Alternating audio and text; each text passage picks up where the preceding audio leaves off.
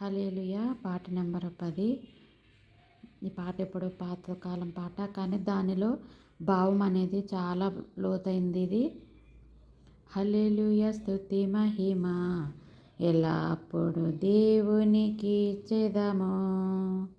హల్లెలూయా స్తుతి మహిమ ఎల్లప్పుడు దేవునికి ఇచ్చెదము. హల్లెలూయా హల్లెలూయా హల్లెలూయా హల్లెలూయా స్తుతి మహిమ ఎల్లప్పుడు దేవునికి ఇచ్చెదము. అలా సైన్యములకు అధిపతి అయిన ఆ దేవుని స్తుతించెదము. అలా సైన్యములకు అధిపతి అయిన ఆ దేవుని స్తుతించెదము. అలా సాంద్రములను దాటించిన ఆ యెహోవాను స్తుతించెదము. అలా సాంద్రములను దాటించిన ఆ యెహోవాను స్తుతించెదము.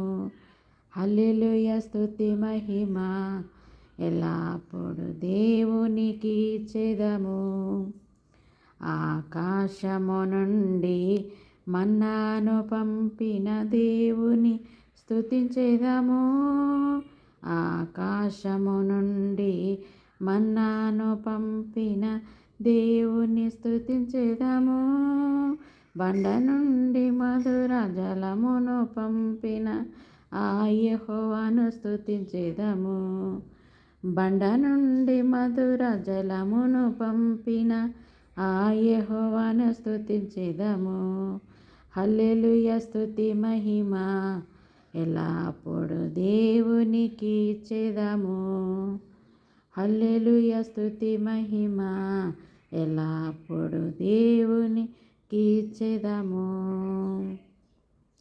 హల్లెలూయా.